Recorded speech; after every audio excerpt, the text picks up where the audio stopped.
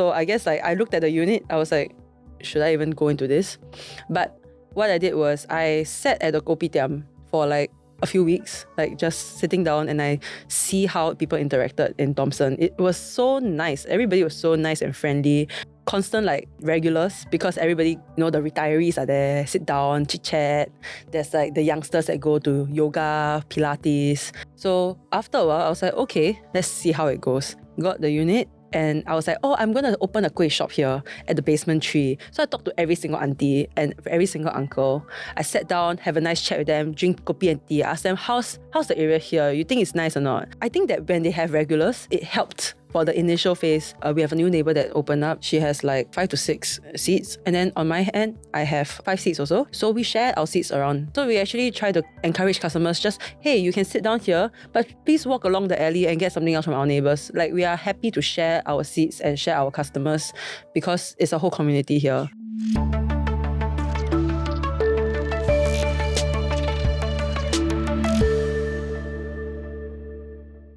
Welcome back to TFC Business Show. I'm your host Reggie, aka your Chief Financial Coconut, and today we have an interesting guest. Why interesting? Because never in my mind I was thinking of doing something like that. But recently I went on a little hike, with a friend of mine to visit our old studio. So long time ago, we had a studio space at Upper Thomson. If you see the set change multiple times, 2 sets before we were at Upper Thomson. Yeah, and it's this like old building that is don't really have footfall, and there's nothing going on there. That's why rent was cheap and we were there, right? So that was the plan. And then recently we went there and then we saw this Ahmahslegacy, a banner outside the building at B3. I was like, B3? Who goes to B3, right? So we decided we will go all the way down to B3 to see what is going on, right? And we found this cute little shop there selling Kueh, selling oni, those like very Ahmah type of stuff, right? And so I just had to ask the founder to come on the show. So I'm very glad to be in studio with Shiny. Hi. Is that a fair description? Yes. It is, right? You are right. Yeah. Nobody goes there. There's no footfall. Yep. If you know, kind of place. Yeah, if you know type of place. Yep. Thomson V2. Thomson V2, you can go and support them. Yes. But yes, tell me, like why were you up there? What were you doing? Hey, it's B3, for all of you that have never been there, it's like below, the escalator doesn't even work. You gotta walk down. Yep. Yep. It's a journey. Yeah. Tell me. Okay, maybe for our audience that don't know you, do a quick introduction. Okay, my name is Shiny. I'm from Ahmahslegacy. I'm the founder and maker, Saikang Warrior. Everything. Yeah, everything. I've been doing this for almost 5 years. Wow. So, but the physical shop all the way at the Nyapu Sentan, Thomson V2 is about 1.5 years. Okay, maybe just to lay a bit more context, right? For our audience that don't know Ahmahslegacy yet, like what's the business, what do y'all do and all that, then tell me a little bit about this Nyapu Sentan space at Thomson V2. So for Ahmahslegacy, I started this as a school project back when I was in LaSalle. And it was... LaSalle, a lot of cool kids, huh? Right? Yeah. Shout out to Dylan. Yeah. So I did a research on how there was quite a loss of appreciation for traditional foods for Singaporeans as well as the younger generations, especially Gen Zs. And mainly because I grew up with my grandma and I basically eat whatever she ate. We all focused on whatever she wanted to eat. So I ate whatever she made, and that was my childhood. And it was surprising to me that a lot of my peers, even people who are millennials, don't even eat the same food as me, or they would be like, oh, I never eat this before. And I'm like, what? So that's why I went into this deep dive of, the research, and then out came Ahmahslegacy. It was a school project at first. The logo was terrible. It was rush job. From LaSalle. Yeah. I mean... Yeah. We're all students. Call me back. Okay, so then... lockdown happened and I was like, okay, let's just take this opportunity to practice my photography, do some shots, post it out, just see how, YOLO. And then it became a weekly thing for 2 years. It was fun because I I got a little bit of ADHD, so it was great to like focus on multiple things at one go. I decided after 2 years working a full-time job and doing this on the weekends, I was like, okay, if I already did this for 2 years part-time, I think I should try and focus my energy and see what I can achieve if I were to do 100%. And that's where I moved out from home-based biz, started this 100%. And then I started my physical shop 1 year after I rented a random shop just to try making it on my own first. Because there's no like cookie cutter way of doing it. So it was really just exploration on just figuring things out on my own. Yeah. Okay. So maybe my first question would be, at the point in time when you had a full-time job and doing Ahmahslegacy on the side, there must be a reason why you decided to convert to like full-time, right? That means business must be at some level, right? It was popular in some ways, right? I think I should have started at the start already, like full-time. But then, because that's when I had quite a bit of media coverage very luckily, from 8 days. And then I had quite a few social media like presence. So I felt that at that point of time, I should have just full-time already. But then my parents wanted me to do a full-time job. You know, they said they cannot be slacking right after you graduate. What the hell? So, so that's why I decided to, I get a full-time job. And it's not that business became better. I mean, it was steady. There were like regulars and everything. But I think that because I could feel myself like slowly having a little burnout, in a sense that I was focusing on my full-time and focusing on this. And it was a divide because both the full-time and my little business required the same amount of skill sets. It's not like it's completely opposites. If it's completely opposite, I think it would be more fun. But it was like the same thing over and over again. So that's why I was like, okay, I think I want to achieve something. And this is, nothing like the 20s to just whack everything that you can. I think that's a fair statement, Yeah. If you ask me, in your 30s, it gets harder. In your 40s, it gets even harder.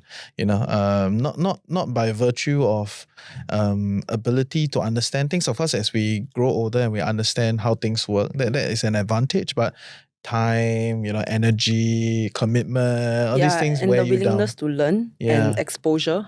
I feel like that's one thing, because at the point of time when I started, there wasn't all the AI tech stuff, and then having to like research about it and everything is like really, I mean, it's fun. Okay, fair. So for you, when you first started, this was a home-based business. Your customers will reach you through like Instagram, how was that business set up like in the original days? At the start, because it was a smaller scale, so we did the most cheapest item, which is Google Forms. Have a whole like Excel sheet, then because we did delivery, because it's COVID period, then we had like a postal code. If we have this like first 2 numbers or first 3 numbers is this, then it kind of like can color code. Then we could do the delivery schedules accordingly. Because I did the delivery also, like just full house deployment. Maybe that's why your mom asked you to do a full-time job. At the back, mommy 不要做了, right? No, I mean, like, I think she enjoyed, because she didn't get to explore outside of Singapore. Within Singapore, we always go to the same few spaces all the time. They are like culture of like habit, always going around Ang Mo Kio, Yio Chu Kang area kind. When I get her to explore different places, she's like, oh, I didn't know that there's this condo here. The parking very complicated leh, this kind of thing. So she had a lot of fun. I found it very fun. And I think afterwards, I felt that it was very hard to manage the orders, especially like order receipts and everything. It was so manual with like WhatsApping, everything. After like 1 year using Wix, I changed to Equid, another site, saw the feedback. I was like, hey, maybe I should port over to this website.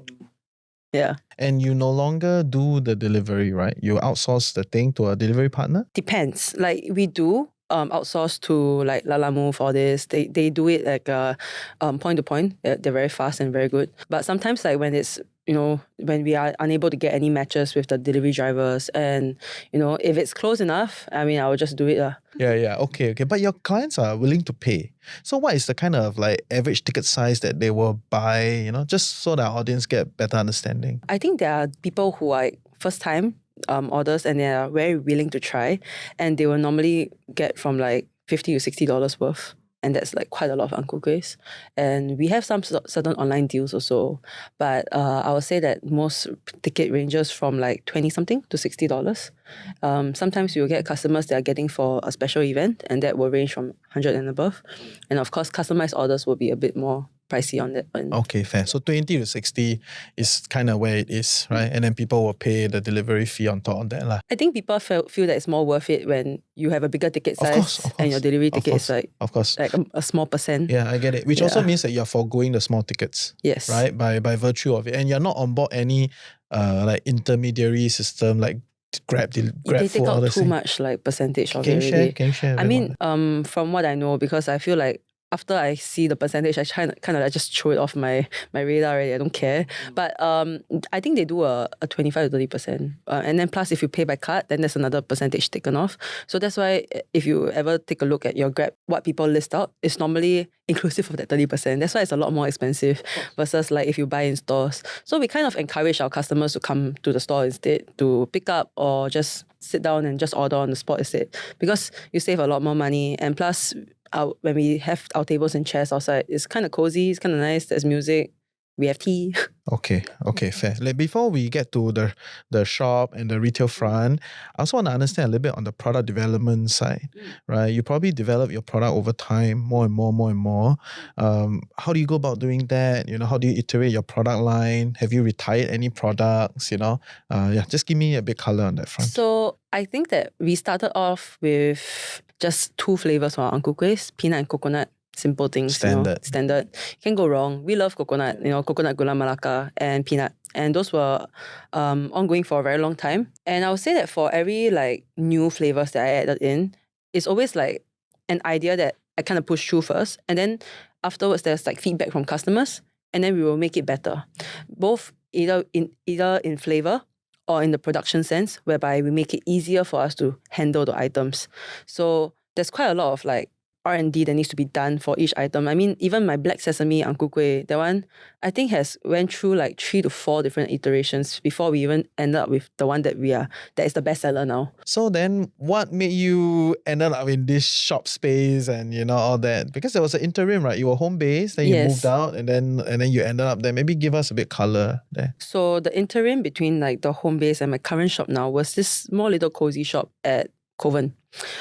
It was because I was just helping my friend out with their rental. They were not doing very well. So I was like, okay, since I kind of need to try to scale up to see how is it like working in the kitchen, and you kind of not doing what you're doing right now, can I just take over for a short period of time? So there wasn't any logo on my door, anything. I was just figuring out, and of course I was doing events instead, since it's not gonna be at the shop. Unless we have to like rush for events, and like we only have like 1 or 2 people, right, to handle work. So yeah, it's either like you ask that part-timer or whatever to like chiong with you all the way to nighttime, or you just chiong yourself and you save money lah, right? So a lot of times it's I chiong myself.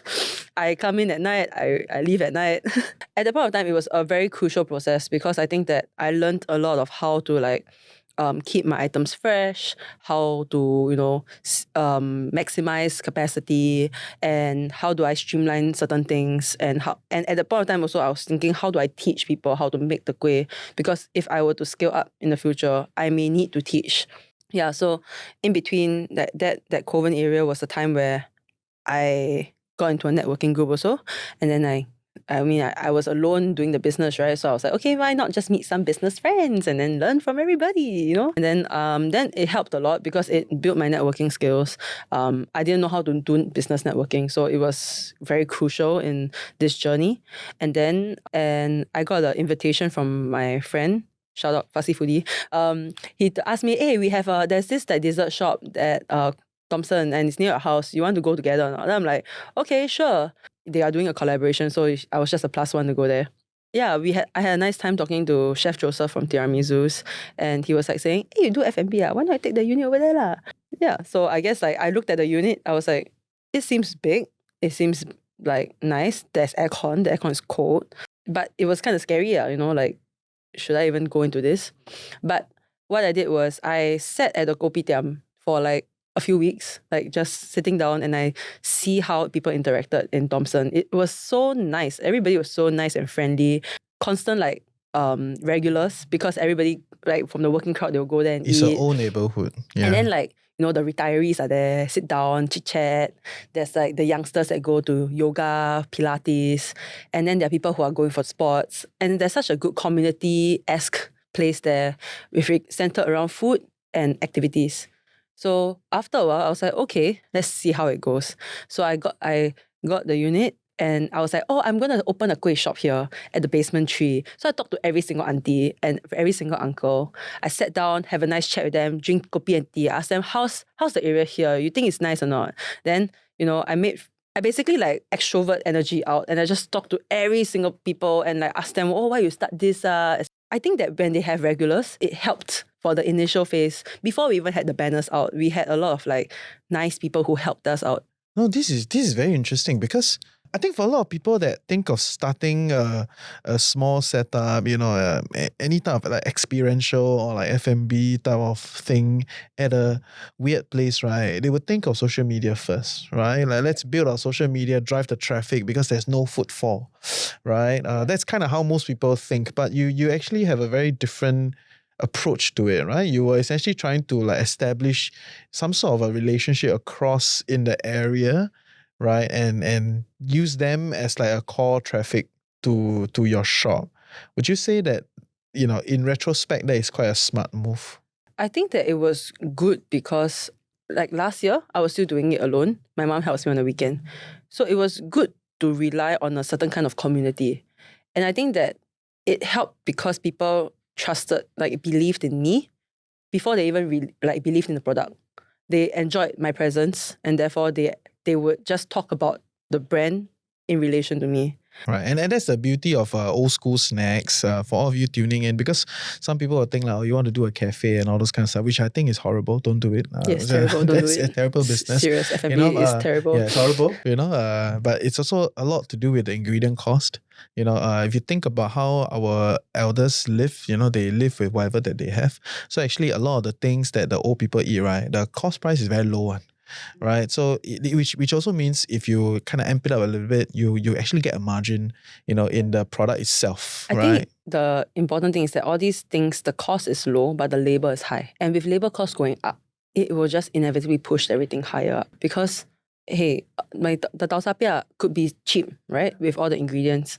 But who's going to be the one that's kneading the dough? Of course. Who's the one that's making it? And the amount of hours that's required to like get the layers and everything is tiring. Of course. But all the other guys that are doing all the international cuisine, both sides going up, labor costs going up, ingredient going up. More tao tiang lah. But Yes, I think that's yes, what I'm trying to say. There is some interesting element to this front, and I feel like a lot of Singapore businesses are not looking at it at a certain level lah. Tell me a little bit more about your business breakdown then. Okay, so you have a physical outlet, and there are some people that come in, but there are actually not a lot of seats, right? So we do have. Yeah, I mean you extend out, right? Yeah, I saw some pictures. So we have like seats outside, and just nice now we have a new neighbor that opened up. She's a cottage. She has like 5 to 6 seats, and then on my end I have 5 seats also. Yeah. And then tiramisu side has about 6 seats. Okay. So we share our seats around the area. So we try to like little basement thing now. Okay, so we actually try to encourage customers, just hey, you can sit down here, but please walk along the alley and get something else from our neighbors. Like we are happy to share our seats and share our customers because it's a whole community here. It's true. So a lot of people like paiseh want to eat at one seat, then walk to the next side and sit down. Then like, it's okay, just sit at your seat, it's fine, it's okay. We share our seats. And of course, there are some people that, depends on the day. Sometimes my side has more people, and then it scatters over to like both corners. And then sometimes tiramisu side has more items, like more people, and it scatters out to me also. So we have a good flow of people. Okay, that's good. That's good to know. Interesting. It's placemaking, right? Essentially, right? So, but your placemake amongst yourself, right? So that is what I've been trying to talk to some of the officials, right? Don't need to add a middle layer, let the people placemake themselves. But that's a different story, another time, okay? But I want to understand your business breakdown, right? So how many % is coming in from like your online store? How many % is coming in from your physical outlet? How many % are doing events? Because I know you're doing a big event, right? So just kind of give me a bit of color on that front. Okay, maybe for last year statistics wise, we had a small % that's walk-ins, and then majority were online. As the business picked up, especially from Q3, Q4 last year, it started to flip. The orders from online became lesser. We still have online orders, pre-orders and stuff, but physical shop-wise, I feel like people like the experience, and people like want to just buy one and just eat on the spot, and then they will buy again and they get to try different flavors instead. So now the physical store garners got more percent than the online. I think it also, I would say it makes sense because we also did increase our price to match with all the, of course, the rising food prices and everything. And we didn't increase as much as for a long period of time. So that's why we had to have a slight jump. That's that. And then in the physical store, I try to train my staff as well as myself to just give a very good and warm experience, customer service lah. Okay. And then for events, how big would that business be? Events wise, actually, last year we tried to do an event every month because we wanted to gather more sales. So the events actually took up maybe if like monthly wise is about 30%. 30% of your wholesale. Yes, 30 to 40%, depending on what's the dates and how many days are there. And because we also have to like take out the amount of like the money that we pay for rental. But certain events like people who purchase already, it's not that we are selling on the spot kind. Those people who pre-order for a certain event, those are pretty big sometimes, depending on like, is it wedding orders or B2B, like certain items, like corporate. I think that those ran those helped us everyone a lot. love the corporate guys, right? Yeah. I think it's more like because they are thematic and they already budget the fees for that already. So it's a little bit more of like, I don't have to fight so hard to justify for the price. You already have the amount already that you already budget for food costs. It's just how I can work around your money, the amount that you have, which is a little bit easier for us. And I think that I enjoy a lot of the wedding orders because I think that it's very nice to see people's like big day, and of course the customization of like the Kueh according to their theme. So those are fun. Okay, fair. So about 30% are events, then maybe 30-40% are online, 20-30% is like in-person store. More or less, that's kind of where it is, right? Yeah. And how many headcount do you have at this point? How big is the team? I have one full-timer and I have one per se permanent part-timer, and then the other three of them are just like students. Okay. That's quite a big team, for a small little shop. I think it's just because I want to train up some of them. So I feel like nowadays you don't know how long people will stay. So I rather like, we had like back and forth part-timers that help us throughout the whole year and as well as the start of the year. And it's always like a 1 month in or 3-4 days in and bye.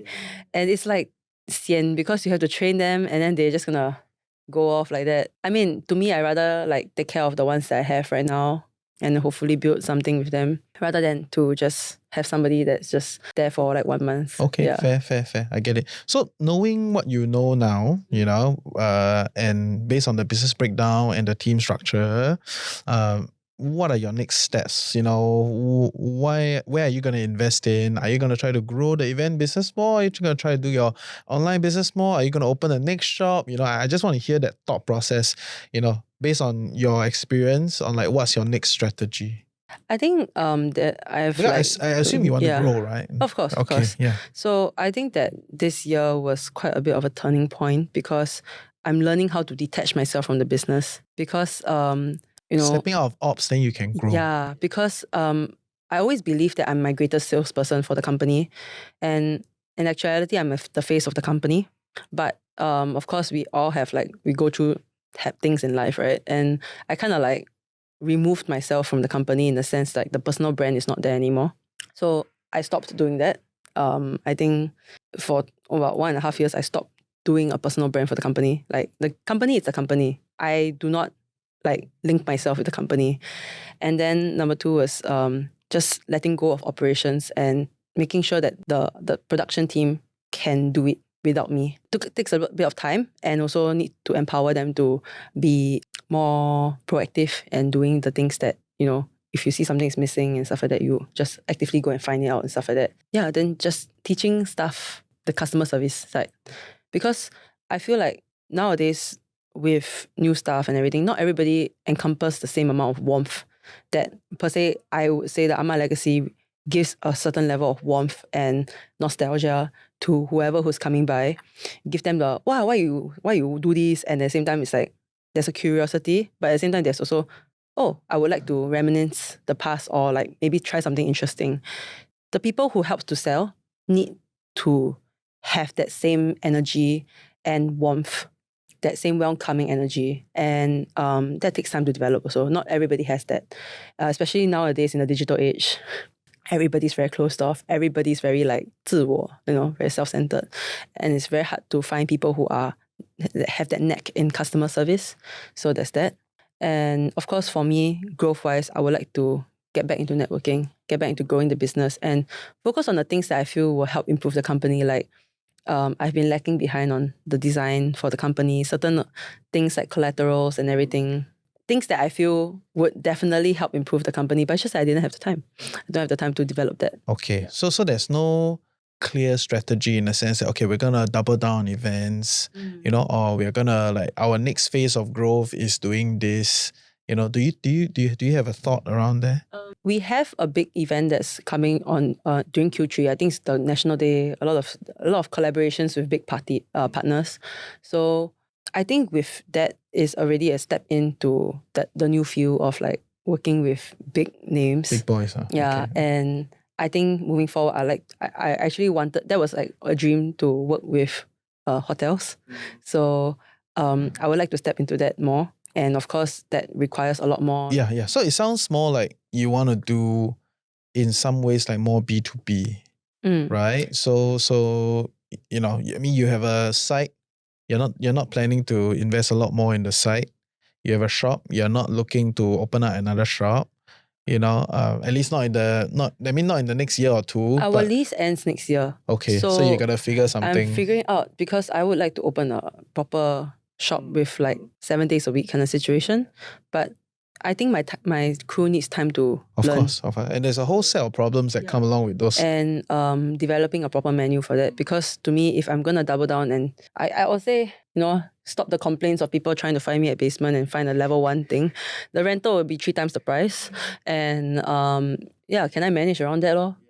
Because it's a lot of adapting that needs to be done. It's okay. I get it. And doubling down on B2B may not be a bad decision, right? To be fair, I've seen many people do that, right? So I think previously we had one of the guys from Dreamcore. He came on the show. They built PC, right? And they built PC for end customer, right? So the margins are competitive, right? End customer is very competitive, right? B2C.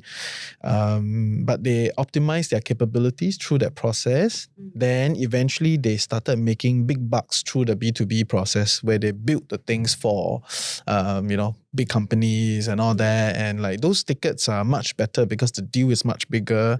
The same amount of effort goes into managing client, but the kind of deal size is bigger, and the business boomed from there. So I can kind of see, business owners, as we grow to a certain size, we take on a different form of business, but built on the capabilities that we built in the original part. I think ideally we don't want to lose the touch with our customer base. The B2C is very important for us.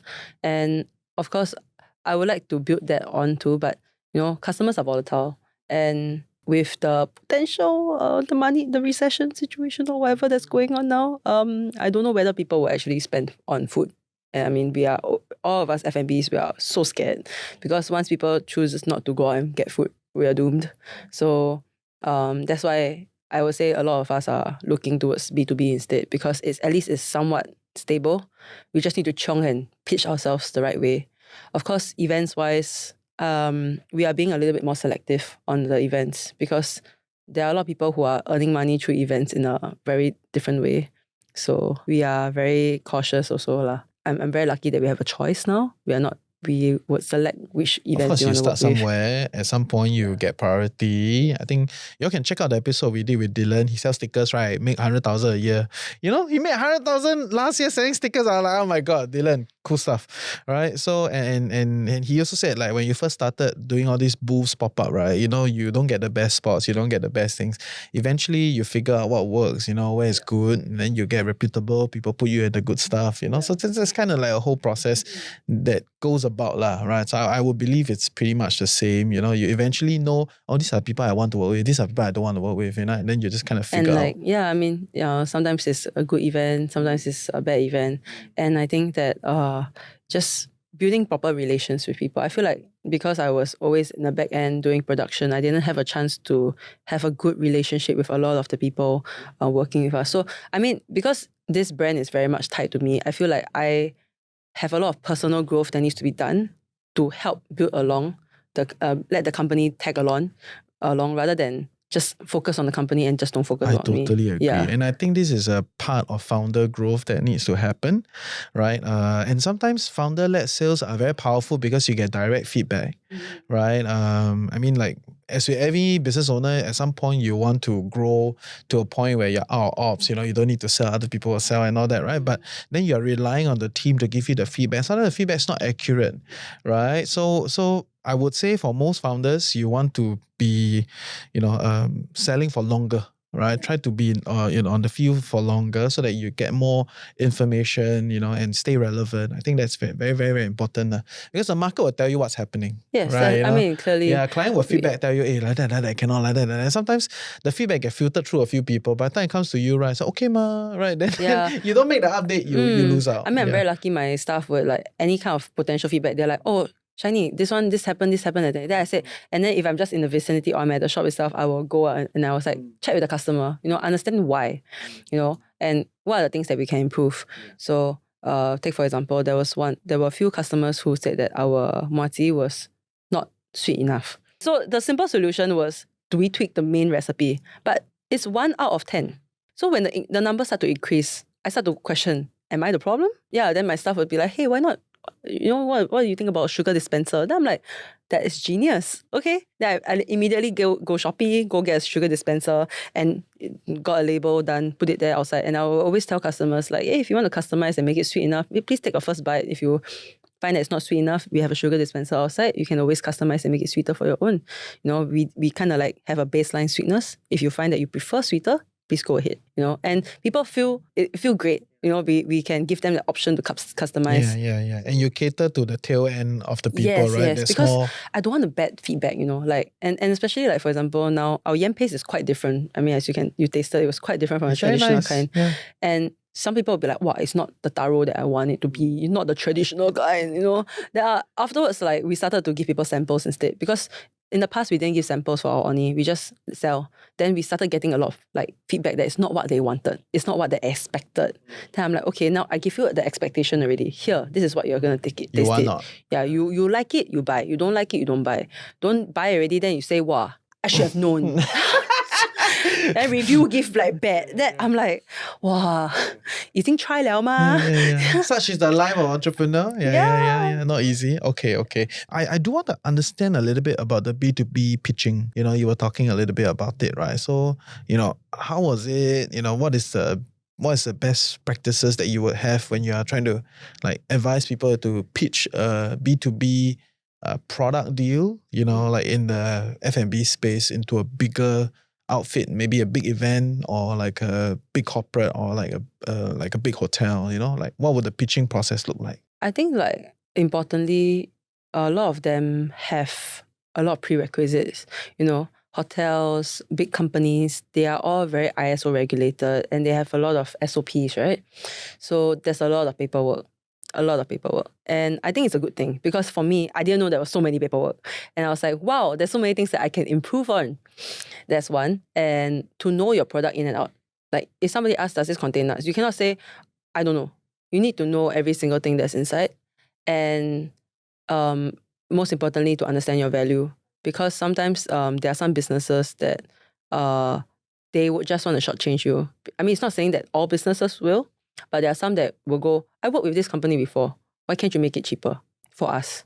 Or could you give us a special discounted rate since some other mass company has given us 25% off every month? And then we have to justify and make it known to them. To work with them, I feel like importantly, your collaterals, the details, and I think the information that they want, it's very obvious what they want in terms of information when they give you like the rules and regulations or the T and C's that they give. And after you view it the first time, you will know that when working with bigger companies, this is what they want. They want proper product lining. And if you're afraid that people would say the wrong things about your stuff, you give them a PR sheet in the sense of like, these are the product, this is what you should say, or what the flavor profiles are, so that like it's not like that they will just guesstimate and just kind of like throw in a random thing or ask ChatGPT to write something out of Ahmahslegacy or something like that, right? They already see your story, they know your story already, they already seen whatever that you have written out. You cannot say they never give. Yeah, I think importantly is you already have all the data and you already given. If people choose to omit it, then it's on them already. Yeah.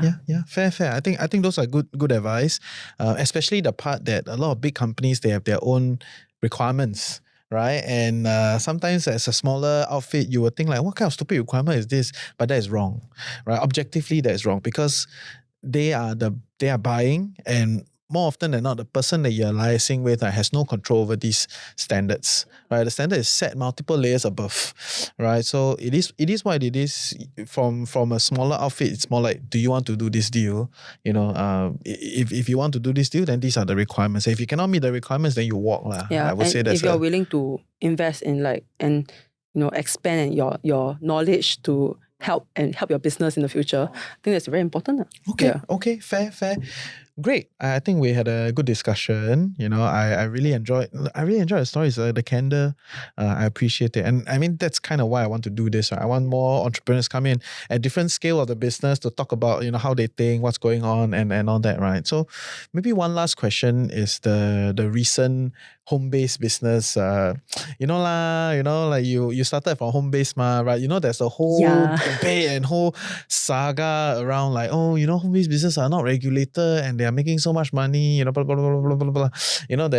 There's that thing, right? I'm sure you're tuned in. And I have friends on all sides of the spectrum, right? On LinkedIn, I don't want to participate in the conversation, but I just thought since you're here, maybe share your position or your view on some of the things that people are talking about. I would say it's good that there's this kind of things happening because honestly, as a F&B in a retail space, you are really clamped up by the rent. We are regulated. So therefore, there are a lot of things that needs to be purchased in certain proper things. And of course, suppliers will want to see a proper address. People want to see your food safety license, etc. We have opportunities that some F&Bs, home-based biz, don't get, which is to work with bigger companies. And, your house cannot be halal certified, right? Correct. But of course, there is also a benefit in home-based business. If, per se, you have your own BTO, you don't have to pay rent already, right? I mean, you do pay, but in your CPF. And then, if you have a helper, your helper now working for you, FOC, you don't need to pay for that. And that's why there's this like angst towards it because you have so much hidden help. So that's why you can cost it so much lower. I mean, when I was doing home-based biz, the price was like that because I didn't have to pay for a single thing. My parents allowed me to use the house. I paid, you do what I have to do. I paid for the ingredients. I didn't even pay myself. So that's why everything can be lower. But when we look at it as an organization, as like a proper business, a business means 要赚钱嘛, need to earn something, right? I feel like there shouldn't be any hate on either ways because if they ever choose to scale up, then they run into the same problems. They will run into the same problems. I face the same problems right now, and I mean I'm not shading on any of the home-based biz lah. I mean, if I had a chance to have my own house and home-based biz that way out, I'll be happy to do so. But it's just that I don't have the opportunity, and that's how it is. That's how it is. I mean, even if you stay HDB, I think it's even better because now you have like this whole come together party kind of vibes. I think that's nice also. A lot of the home-based biz now are like those landed properties they have the porch to just sit down and chill. I mean, if the people who own the house are happy to just support, I think that is good lah. I mean, you're lucky lah. So you would just say it's a different lane, different set of problems. Yeah. Don't need to, because I think the discussion is like, should we regulate more? You know what I mean? I mean. So maybe we lay in a context, right? If today, when you first started, regulation was already very complicated to register a home-based business so that you can sell online, everything, right? So let's say we create a whole framework that is, tightly or similar or tight enough in a regulation similar to now your outfit. Do you think you will start? I would start either ways, but it's just that there's a lot more work to be done. I mean, even when I was a home-based biz, I technically do not need to have a food safety license, but I still did it anyways. I would say that the regulations will be a little bit more strict, I would say, for those that are really going into mass scale. I mean, the main reason why they say that it's not regulated is because we don't have a big touch base in the first place. It's a good and bad thing lah. And I think it's a society perception. I feel like if a person want to compare this home-based biz versus a actual rental, like an actual SME or whatever, right, a business, and be like, wow, you know what, I buy from this home-based biz a lot better, cheaper, yeah. Then it's like, that's what pisses the people off. Because they do the same amount of work. It's just that they have bigger overheads. And you're blaming it on them. It's terrible. Yeah. And only people from the industry will know the amount of work and pain and amount of money that's required to spend on the things. Yeah. I get it. I will not push you further on that. I don't want to hey, you cannot anything. No. Yeah. But the discussion continues. I think everybody has their own thoughts and points, but I think it's also a good opportunity to relook at this, like, commercial space rental, part also, because a big part of costing being very expensive is because you have to pay high rents, right? Yes. And then inevitably it gets translated down into, your customers, right? It's just what it is. Yeah, so something to think about lah. Some support from government. Yeah. So thank you. Appreciate your story. I hope you do well, keep in touch. And if our audience would like to connect with you, where is a good place? You can connect with us at Ahmahslegacy, AHMAH Legacy.